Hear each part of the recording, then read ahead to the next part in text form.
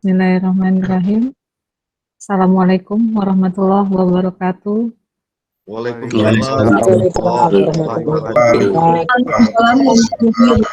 Untuk di materi ketiga ini akan dibahas mengenai portal. Jadi pembahasan juga masih dengan menggunakan metode Kleperon. Sebelum masuk ke itu mungkin nanti diuraikan lebih detail ke apa itu portal, kemudian bagaimana penyelesaian soal portal dengan metode Kleperon tersebut. Untuk itu kami persilakan kepada Bapak Roni Ardiansyah. Sudah bisa dimulai, Bu Lia? Sudah. Oh, iya, karena kecil suara Bu Lia nggak kedengaran sama saya. Bismillahirrahmanirrahim. Assalamualaikum warahmatullahi wabarakatuh. Waalaikumsalam warahmatullahi wabarakatuh. Selamat ketemu lagi. Ya, ini kali ini kita sudah ada sedikit peningkatan. Jadi saya akan membawa persentase ini, ya tentu ya saya tidak sampai sedetail matematikanya mengulang menghitung lagi. Sedangkan tidak sedetail-detail itu waktu biasanya sudah 1 jam lebih gitu kan. Jadi nanti yang sangat diharapkan kepada mahasiswa itu adalah mengulang-ulang. Nah, kemudian setelah saya memberikan kuliah, nanti ada pelatihan sama Bu Lia, mungkin saja membahas PR-PR yang sebelumnya. Nah, disitulah nanti dibahas lebih mendetail atau nanti di sesi tanya jawab. Nah, kalau biasanya kalau di tatap muka langsung ya, untuk analisis struktur 3, kalau saya memberi contoh kasus, satu contoh kasus itu bisa lama sekali, malah untuk 2 SKS itu tatap mukanya tidak cukup, selalu saya perpanjang daripada tanggung. Tapi untuk persentase ini bagaimana saya rangkum, walaupun saya ringkas, tetapi besar harapan saya bisa tersampaikan semua, ya, dengan catatan yang tadi, yang matematika, detail matematika itu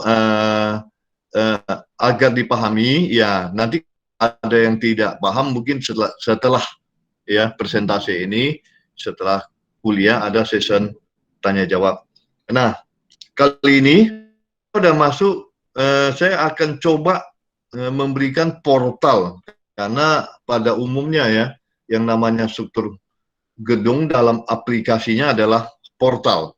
Ya, tentu kita akan mulai dari portal yang sederhana. Jadi portal kali ini kita pilih suatu portal sederhana, statis tak tentu. Ya, pada umumnya bangunan itu bersifat portal bergoyang, ya. Pada umumnya bergoyang, walaupun untuk portal tidak bergoyang ada juga. Nanti mungkin setelah saya menjelaskan filosofi daripada apa itu portal tidak bergoyang atau portal bergoyang, tentu mahasiswa sudah bisa membedakan. Jadi yang ingin kita dapat hari ini ya, bagaimana membedakan portal bergoyang dengan portal tidak bergoyang. Portal bergoyang itu pun beberapa macam, yang brace frame itu yang ada ikatan anginnya, dan ada juga yang tidak ada ikatan angin. Jadi kalau untuk yang brace frame ini, portal tak bergoyang didefinisikan sebagai portal di mana tekuk goyangan dicegah. Jadi kalau portal tak bergoyang, salah satunya kalau tekuk goyangannya dicegah. Nanti kita akan lihat ya, yang tekuk goyangan dicegah itu seperti apa. Kemudian elemen-elemen topangan struktur tersebut ya, dan bukan oleh portal itu sendiri. Jadi yang dicegah bisa juga yang oleh portal itu sendiri dan yang bukan oleh portal itu sendiri. Nanti kita akan lihat di contoh kasus supaya lebih jelas. Portal tak bergoyang mempunyai sifat portal tersebut simetris dan bekerja beban simetris. Nah, nanti kita akan lihat yang portal simetris dan bebannya simetris. Kemudian portal yang mempunyai kaitan dengan konstruksi lainnya yang tidak dapat bergoyang. Ya, nanti saya akan jelaskan secara detail. Kemudian metode Clapeyron untuk portal tak bergoyang, definisinya hampir sama dengan yang saya jelaskan di atas, ya, bahwa syarat-syarat agar portal tak bergoyang bila muatan simetris dan kekuatannya sama. Bila pada arah gerakan dipasang pendel, nanti akan kita lihat pasang pendel itu apa, ya, dipasang pendel. Kemudian terikat dengan peletakan sendi jepit, ya. Kita akan lihat juga apa itu terletak pada peletakan sendi jepit sehingga dia tidak bergoyang. Kemudian momen pada gambar arahnya pada batang datar, arah momen adalah sedemikian sehingga seolah-olah mengembalikan arah lengkung batang seperti perhitungan biasa.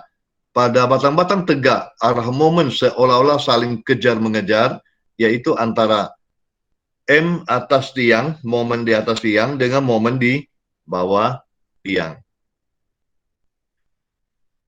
Nah, saya menjelaskan, ya, sehingga nanti dari slide ini mahasiswa sudah dapat suatu gambaran, oh rupanya yang portal bergoyang, portal yang seperti ini, yang dikategorikan tidak bergoyang seperti ini. Jadi ini ada suatu portal, ya. Untuk yang 1, 2, 3, portal yang di sebelah kiri bawah ini, 1, 2, 3, 4 tuh maksudnya ini. Yang satu portalnya simetris. Ini kalau di mural, kalau di cermin, ini persis ini. Jadi portalnya simetris, ya. Bebannya simetris, portalnya simetris, ya. Yang kedua kan beban simetris. Nah, yang portal simetris, beban juga di mural simetris. Kekakuannya juga simetris. Ini EI, ya, ini EI, ini EI, EI simetris. Ini juga 2 EI, ini 2 EI.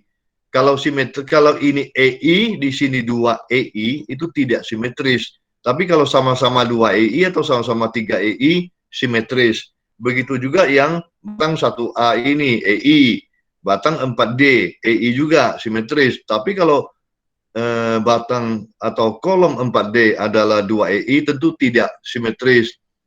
Kemudian peletakan simetris. Ini jepit, jepit, jepit, jepit. Kalau salah satu adalah sendi, itu tidak simetris. Nah, dengan kata lain, kalau memang 1 sampai 3, 4 ini simetris, itu portal tidak bergoyang. Salah satu saja yang tidak simetris, untuk 1, 2, 3, dan 4, itu portal bergoyang. Ya, bedakan. Jadi, portal tidak bergoyang apabila 1, 2, 3, 4, ya, 1, 2, 3, 4 itu simetris. Jadi yang 1, 2, 3, 4 saya cerita masalah simetris. Tadi di teori mengatakan bahwa bebannya simetris, portalnya simetris, kekakuannya simetris, peletakan simetris. Ya, ini yang 1, 2, 3, 4. Yang kelima, itu yang dikatakan peletakan sendi jepit yang sehingga mengekang, ya, mengekang dia. Jadi yang kelima, dia terikat oleh peletakan sendi jepit, terikat semua, sehingga kalau kita lihat gambar nomor 5 ini, tidak ada lagi potensi portal itu akan bergoyang. Nah, portal serupa ini, ya, semacam ini juga banyak, ya. Jadi begitu kita melihat bahwa ini terjepit, ini ada sendinya atau roh, sehingga ini terkekang semua, sehingga tidak ada potensi untuk bergoyang. Ini juga dikatakan portal tidak bergoyang, meskipun portal tidak simetris, beban tidak simetris, kekakuan tidak simetris, peletakan tidak simetris. Yang kelima ini tidak memenuhi keempat persyaratan pertama, tetapi dia tetap portal tidak bergoyang karena dia terkekang oleh sendi dan jepit. Maka itu yang 5 dikatakan portal tidak bergoyang. Kemudian yang keenam, kalau dalam kondisi seperti ini masih bergoyang. Nanti saya akan sampaikan kalau tidak bergoyang seperti apa.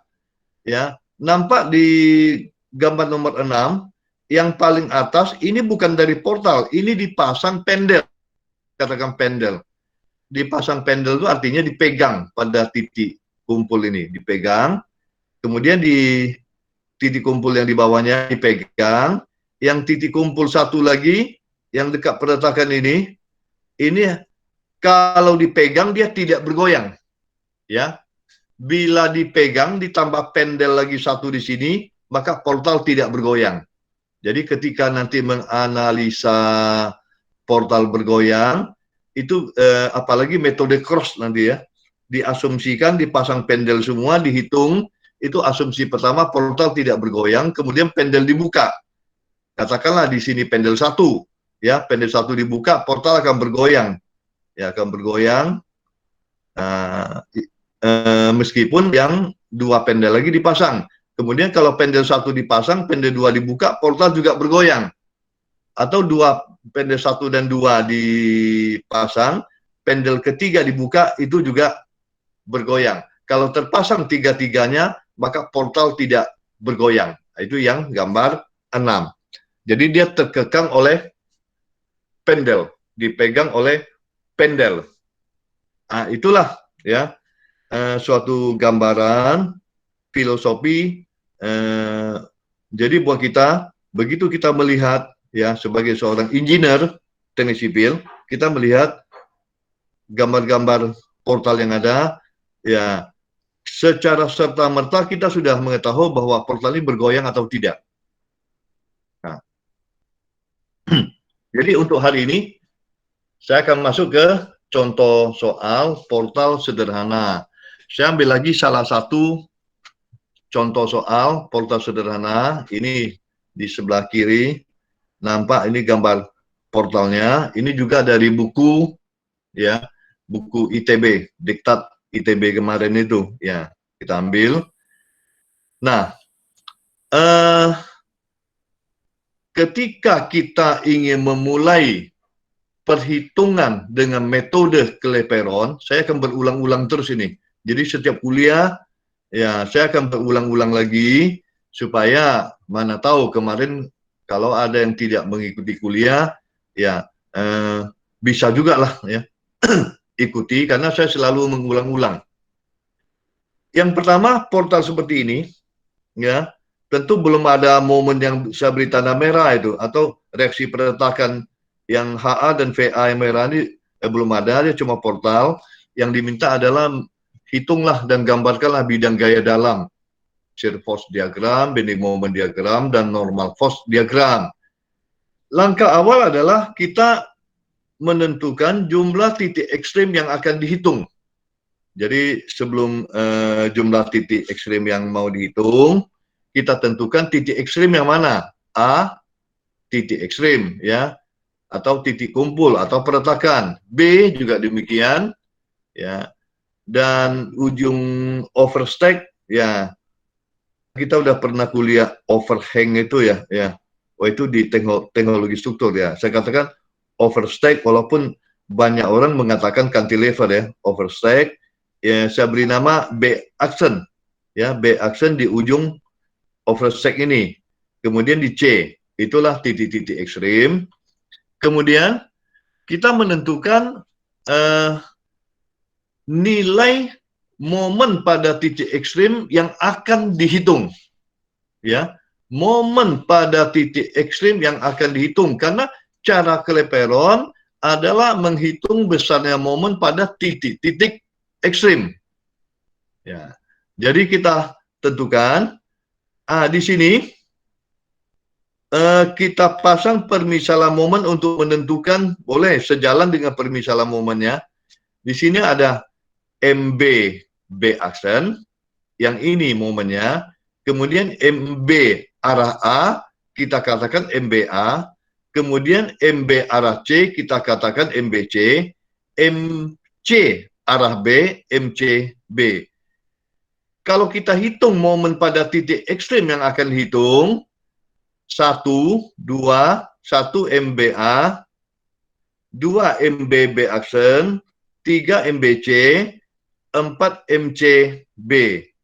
Tetapi MBB action sudah diketahui, ya, karena dia oversec, langsung dapat dihitung Q kali 1 kali setengah Q, berarti besarnya setengah Q. MBB action, ya, besarnya setengah Q, karena bebannya masih dalam bentuk Q, jadi belum dalam bentuk bilangan. Berarti MBB action sudah diketahui. Yang belum diketahui ada 3. Nah, itulah yang kita menentukan di titik ekstrim ini. Apa yang belum diketahui? Yang belum diketahui adalah MBA, MBC, dan MCB. Itu belum diketahui. Ada 3.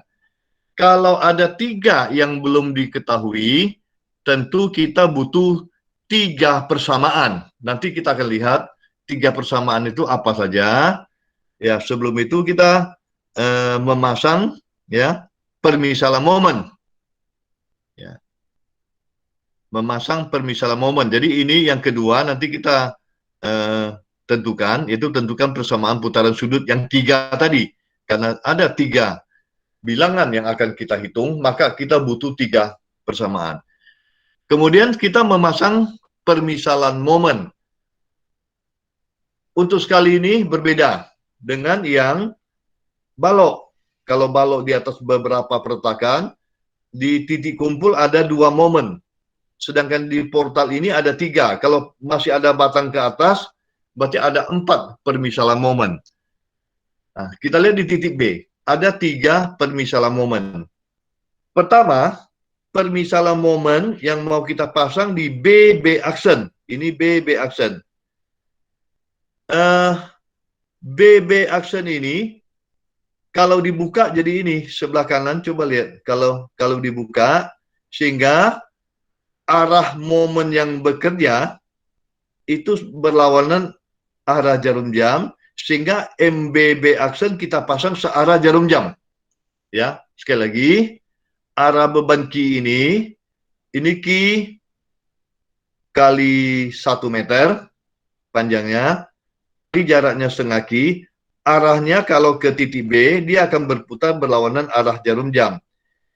Kalau kita memasang permisalan momen, ini kan permisalan momen ini, ya. Kalau kita memasang berlawanan arah dengan arah kerja momen, maka permisalan momen yang kita pasang di sini diberi nilai positif dulu, ya, diberi nilai positif. Jadi MBB action diberi nilai positif. Bila kita memasang sebaliknya, artinya searah dengan bekerja momen yang bekerja akibat beban overstay, kalau dia searah harus diberi tanda negatif. Tetapi sekarang permisalan momen yang kita pasang berlawanan arah dengan kerja, ya, momen kerja akibat Q, kita beri tanda positif. Itu 1. Kemudian untuk menentukan permisalan momen MBA dan MBC, karena di sini ada 3 atau ada 4, tapi terutama disebabkan oleh, ya, karena MBA tidak sama dengan MBC, tidak sama dengan MBA, maka permisalan momen ini silakan mau dipasang seperti apa saja. Jadi bukan kalau di kuliah pertama itu pada balok beberapa pertakan harus dipasang, kalau serat bawah tertarik wajib dipasang serat bawah tertarik di 1 titik kumpul, karena hanya 2 batang. Karena MBA sama dengan MBC, maka itu sama dengan MB. Jadi momennya adalah 1, ya. Sehingga dia harus dipasang kalau serat bawah tertekan sama-sama tertekan, kalau tertarik sama-sama tertarik. Dalam hal ini tidak perlu. Kenapa tidak perlu? Jawabannya adalah MBA tidak sama dengan MBB action, tidak sama dengan MBC. Jadi itu masing-masing besar momennya. Nanti nampak di kuliah akhir, itu nampak besarnya momen masing-masing. MB arah B action berbeda dengan MB arah A dan berbeda dengan MB arah C. Ya, jadi ini boleh dipasang. Terserah mau serat bawah tertarik atau serat bawah tertekan. Nah, yang sebelah kanan kalau kita buka free body-nya seperti ini, ya, seperti ini. Di sini saya perjelas lagi ya di gambar sebelah kiri, ya, sebelah kiri atas. Saya pasang titik-titik ini serat bawah. Jadi untuk kolom serat bawahnya di sebelah kanan, ya, sebelah kanan kita itu dipasang di kolom tepi sebelah kanan kita pasang, itu nama serat bawah. Kemudian sesuai dengan permisalan momen yang tadi kita pasang seperti ini, ya. Jadi kita pasang semuanya serat bawah tertekan. Untuk kolom kita pasang serat bawah tertarik. Jadi kita pasang serat bawah tertarik seperti ini. Nah, tadi kita harus menentukan 3 persamaan karena ada 3 bilangan di titik ekstrim, 3 momen yang akan kita hitung. Jadi saya ulangi lagi, 3 besarnya momen, ya. 3 momen pada titik ekstrim yang mau kita hitung adalah MBA, MBC, dan MCB. MBB action sudah diketahui setengah ki. Ya, sudah langsung dihitung, ditentukan besarnya adalah setengah ki. Nah, kita butuh 3 persamaan. 3 persamaan apa? Persamaan pertama, theta CB sama dengan 0. Ya. Kenapa theta CB sama dengan 0? Karena di C peletakan jepit. Jadi di kuliah pertama saya sudah mengingatkan juga bahwa di peletakan jepit putaran sudut sama dengan 0. Jadi ini timbul satu persamaan. Inilah persamaan pertama. Yang kedua adalah theta BA sama dengan theta BC. Ya, theta BA sama dengan theta BC, itu persamaan kedua. Persamaan ketiga adalah sigma momen pada titik B. Jadi yang ketiga momen ini kalau dijumlahkan sigma momennya sama dengan 0. Sehingga kita sudah mendapatkan 3 persamaan. Jadi kuncinya di sini. Kuncinya pertama melihat berapa, ya, momen yang akan dihitung atau momen yang belum diketahui. Kalau ada 3, ya, tentukan 3 persamaan. Ini sudah tentukan. Kalau ini belum ditentukan dari awal, termasuk permisalan momen, jangan harap bisa berhitung dengan metode Clapeyron. Jadi ini yang ditentukan dulu, ya. Setelah tentukan, baru kita bisa menghitung dengan metode Clapeyron. Jadi kalau persamaan mana mau dihitung, tahu-tahu menghitung, itu tidak benar. Atau itu sudah tidak mengerti, langsung hitung theta BC, hitung theta BC. Tidak, tentukan dulu persamaan yang 3 sehingga mendapat 3 bilangan yang belum diketahui. Kita butuh 3 persamaan. Nah,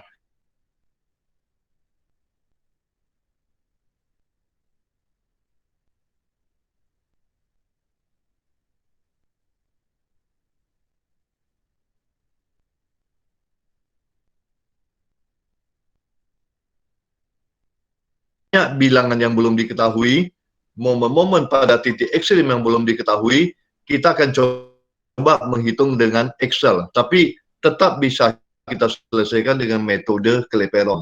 Ya. Nah, terus ini sudah tadi menentukan bahwa momen yang sudah langsung jadi, yang nilainya positif. Saya beri tanda di sini positif, yaitu besarnya setengah ki adalah MBB action, ya, setengah ki besarnya. Dan catatan di sini, MBB action tidak sama dengan MBA, tidak sama dengan MBC, walaupun letaknya pada titik yang sama, di titik B. Ya, besarnya tidak sama. Kalau ada yang sama, itu kebetulan, tapi tidak harus sama. Berbeda dengan balok di atas beberapa peletakan, itu wajib sama. Ya, mudah-mudahan bisa dipahami sampai di sini. Nah, kita mulai menghitung. Persamaan pertama bahwa theta CB sama dengan 0. Sumbu putarnya di C. Ya, saya selalu menekankan kalau theta CB sumbu butannya di C, sehingga kita lihat di sini MCB. MCB berarti yang ini. Ya, karena C duluan ya. MCB yang dekat ini. MCB kali L per 3 kali 2 EI. Karena kekakuannya 2 EI, berputarnya menyebabkan batang berputar searah jarum jam. Ini begitu ada momen MCB, maka batang akan ke atas, akan berputar searah jarum jam, sehingga dia positif. Kemudian MBC, ya, karena dekat 3 ya, 3 ini. MBC jauh dari sumbu putar. Kemudian akibat MBC, batang juga akan berputar searah jarum jam, dia juga positif. Ya, MBC kali L kali 4, karena dia jauh 6 per 2 EI. Kemudian akibat beban Q, batang akan ke bawah, sehingga berputar berlawanan arah jarum jam. Ya, akibat Q. Dan besarnya ini sudah dari kuliah pertama sekali, ini minta dihafal, QL pangkat 3 per 24 kali EI-nya. Ini 2 EI, sama dengan 0. Disederhanakan, ya, sehingga MCB sama dengan minus MBC per 2 plus sepertiga 2 QL pangkat 3. Ini saya rangkum kembali menjadi satu persamaan, ya, walaupun kita menggunakan persamaan ini tadi, persamaan pertama, ya. Ini kita beri nama persamaan pertama di sini. Kemudian M theta BC, putaran sudut B ke C. Theta BC ada nilainya, tidak sama dengan 0. Kalau tadi theta CB sama dengan 0, di sini theta BC tidak sama dengan 0. Nah, ini dengan cara yang sama, ya, diperoleh bahwa MCB yang jauh, karena C ini ya, akibat MCB ini batang berputar ke atas berlawanan arah EI, karena dia berlawanan arah jarum jam, dia negatif. Begitu juga dekat ini per 3, ya, ini juga berlawanan arah jarum jam, juga negatif. Akibat Q, ini QL pangkat 3 per 24 EI, ini ada salah ketik ya, ada salah ketik ini. Ini yang benarnya QL pangkat 3 per 24 ini. QL pangkat 3 per 24 EI positif. Perlu saya ingatkan ke mahasiswa, ya, trik-trik belajar mekanika teknik atau anstruk ini. Salah satu trik adalah kita mengambil perhitungan yang sudah ada, kita ikuti, kita evaluasi, kita baca, di mana ada kesalahan kita koreksi. Jadi mungkin seperti inilah yang saya berikan, ini adalah salah satu trik, ya, salah satu trik mempelajari mekanika teknik. Salah satu trik saya mengambil suatu contoh kasus yang sudah ada, kita ikuti, kita bahas, kita evaluasi kalau ada kesalahan. Ternyata trik ini cukup manjur, ya, cukup bagus. Jadi saya banyak belajar dari trik-trik seperti ini, membaca sesuatu yang ada, kita koreksi. Oke? Tadi kita sampai di sini, ini nanti dikoreksi, ini QL pangkat 3 ya. QL pangkat 3 di sini ada kesalahan ketik. Inilah timbul persamaan kedua. Nah, kita substitusi persamaan satu dan persamaan kedua. Ini MCB. MCB kita ganti nilainya menjadi MBC. Ya, jadi MCB kita ganti dengan MBC. Jadi persamaan satu yang ini disubstitusi, yang MCB yang ini diganti dengan min MBC per 2 plus sepertiga 2 QL pangkat 3, disubstitusi ke sini, ya, sehingga dijumlahkan dengan nilai yang ini.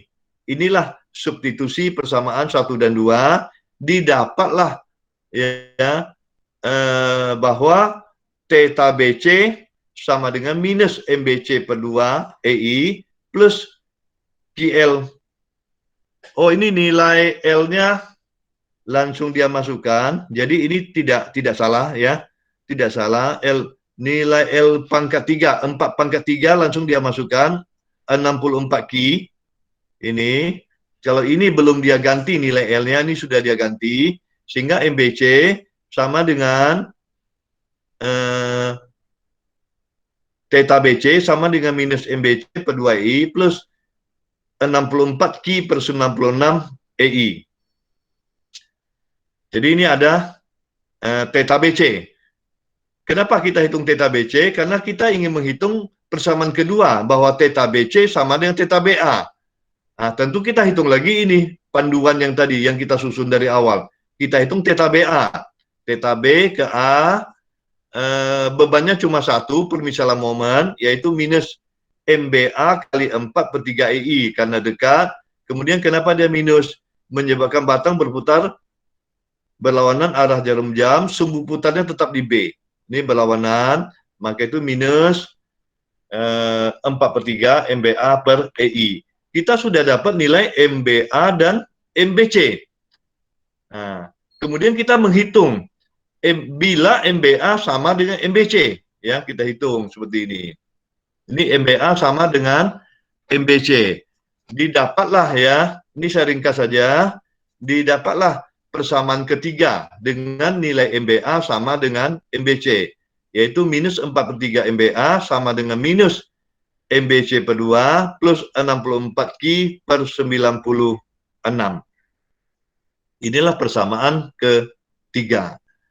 Nah, di sini masih ada satu persamaan, sigma momen di titik B sama dengan 0. Ya, kita butuh satu persamaan, karena ini masih ada dua bilangan, MBA dan MBC. Kita mengambil satu persamaan keseimbangan di titik buhul, bahwa keseimbangan titik buhul sigma MB sama dengan 0, ini ada persamaan, timbul persamaan MBC sama dengan MBA. Cuma bagaimana caranya? Hati-hati di sini, yang namanya sigma momen sama dengan 0, selalu saya mengatakan, perhitungan keseimbangan, itu perjanjian tandanya adalah perputaran arah jarum jam. Hati-hati, ya. Perputaran arah jarum jam dari permisalan momen yang kita pasang. Kita lihat di sini. Yang searah jarum jam MBB aksen. Searah jarum jam. Dan arah jarum jam MBC dan MBA. Maka di sini MBB aksen, ya. MBB aksen seharusnya, ya, saya belum bahas masalah diktat, saya bahas masalah teori yang kita pelajari. Seharusnya positif MBB aksen, negatif MBA dan negatif MBC. Di diktat ini ditulis, ya, ditulis negatif MBB aksen, positif MBA dan positif MBC. Kebalikan tanda. Sekali lagi saya mengatakan kalau perjanjian tanda, ya, boleh saja kebalikan. Tapi dalam hal ini sama sekali tidak ada masalah. Kenapa tidak ada masalah? Karena sama dengan 0. Ya. Tadi saya mengatakan MBB aksen positif, MBA negatif, MBC negatif. Sama dengan 0. Nah, ini dia balik. Ini dia balik. Ya, yang penting dia balik, jangan yang tandanya berlawanan, nilainya sama, ya. Kalau dia balik seperti ini tidak ada masalah, sama dengan 0. Saya kalikan minus, ini jadi plus nih. Plus, minus, 0, sama saja, ya. Ya, sama aja. Jadi ini sudah dapat suatu nilai, kalau sama dengan 0, itu dikalikan dengan plus atau kali dengan minus, nilainya sama saja. Itu hukum matematika. Nah, dapat persamaan 4. Nah, dengan persamaan 3 dikalikan 2, ini persamaan 3, kita kalikan 2 nilainya, kemudian ini persamaan 4, ya, persamaan 3 dikali 2 dikurangi persamaan 4, didapatlah nilai MBA. Jadi di sini kurang, ya, di sini tanda kurang, ya. Ya, misalkan gini, MBA, MBC kurangi MBC habis, ya. Jadi ketika kita mengeliminasi di sini matematikanya itu eliminasi adalah menghilangkan salah satu komponen, ya. Kenapa MBC dihilangkan? Karena ini setengah MBC, yang ini MBC. Nah, ini kalau dikali 2 berarti ini bisa dihilangkan, ya. Karena nilai MBC minus jadi plus ya, plus minus jadi hilang. Ya, jadi hilang. Ini plus MBC kurang MBC jadi hilang. Berarti ini minus jadi dijumlahin. Jadi minus 8/3. Kemudian ini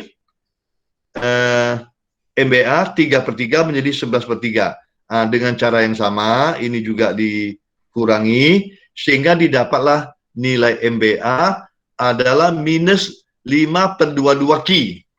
Ya, sekali lagi, nilai MBA didapat minus 5 Ki/22 atau 5/22 kali Ki. Tandanya negatif. Nanti kita akan bahas tanda negatif ini. Ya, tanda negatif. Kalau di sini artinya momen yang didapat itu yang sesungguhnya berlawanan arah dengan permisalan. Jadi ini kita lihat di sini MBA sudah didapat tanda negatif, MBB action pun sudah didapat setengah Ki.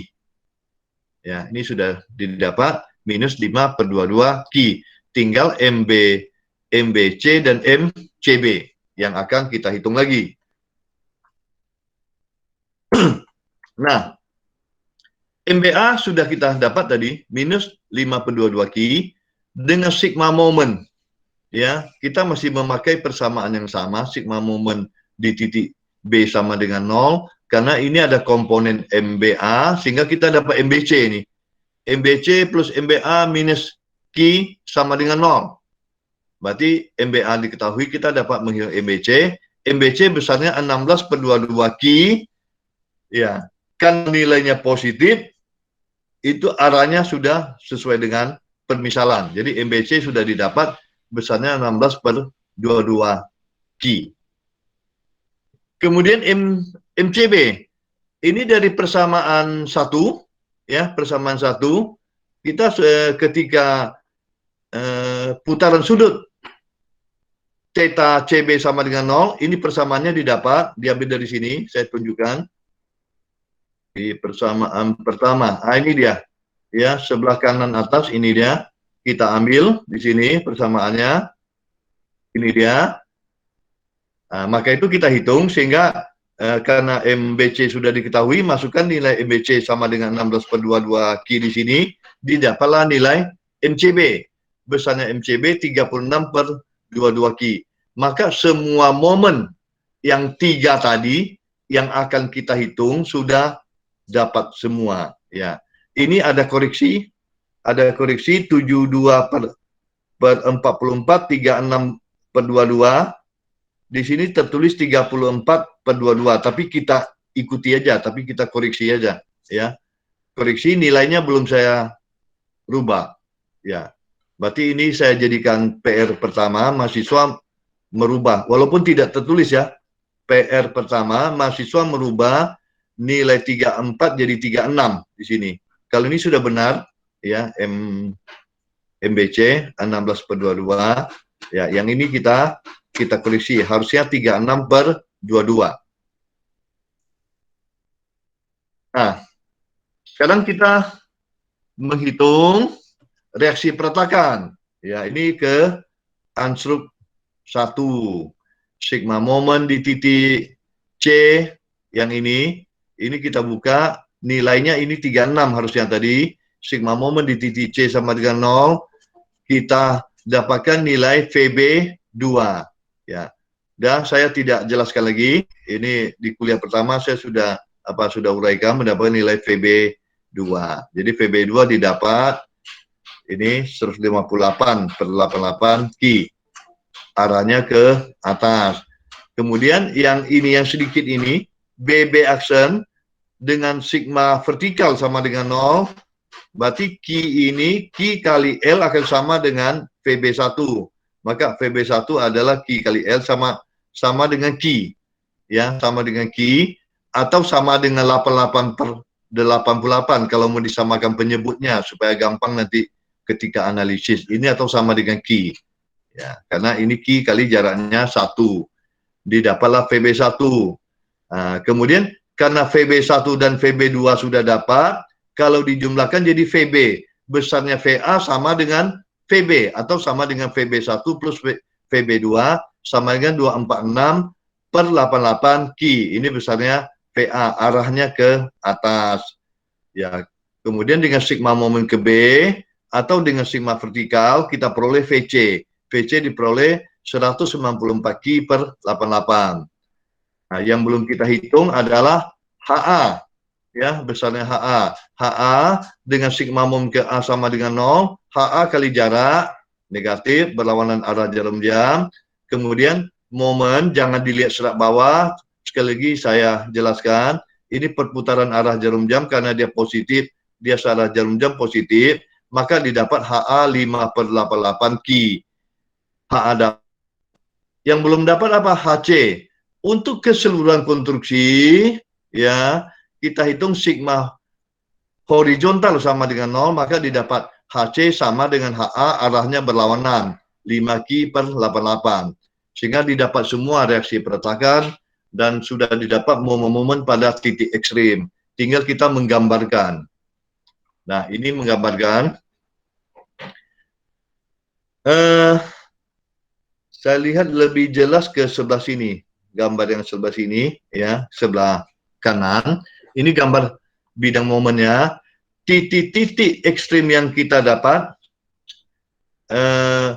BB action setengah Ki. Ini ada gambarnya belum tepat nih. Ini gambarnya ada kesalahan, dikoreksi. Setengah berarti 11 per 22. Dia lebih rendah daripada 16 per 22. Nanti ini lebih tinggi.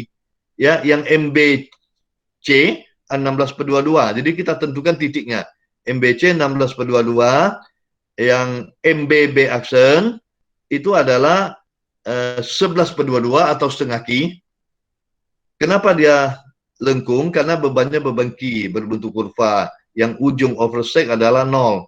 Kemudian 34 per 22 yang aturannya tadi 36 ya. 36 per 22 nanti kalau diperbaiki. Dan MBA 5 per 22 di sini. Ini kalau dihubungkan titik-titik ekstrimnya seperti ini dihubungkan ya. Dihubungkan.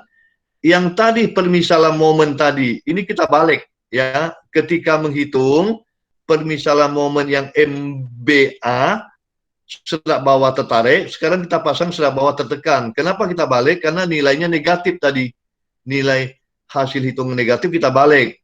Jadi di sini ternyata MBA momennya momen negatif. MBB action juga negatif. Jadi ini momen ujung semua, momen ujung adalah momen negatif. Jadi di gambar arsirannya saya rubah karena ini momennya negatif. Kalau negatif saya arsir horizontal.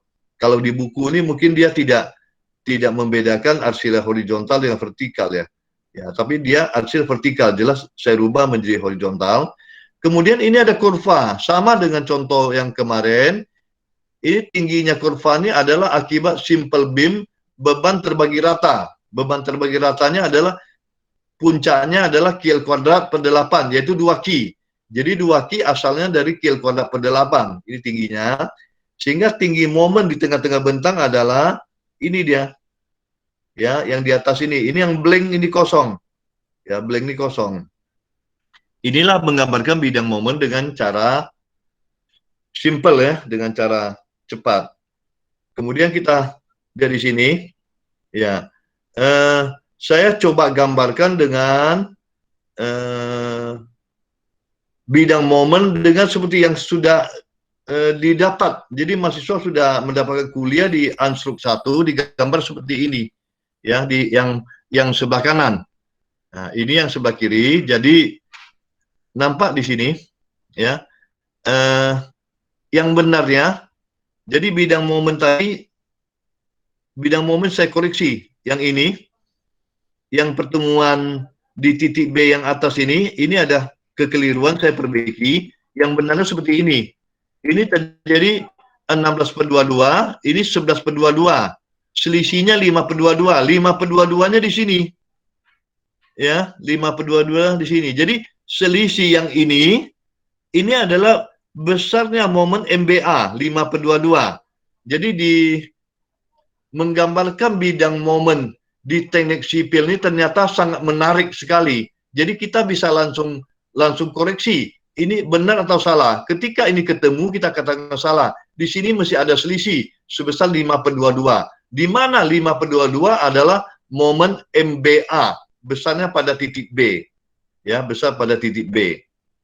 Nah, ini kita gambarkan seperti ini. Ini selisihnya. Ya, gambarkan seperti ini.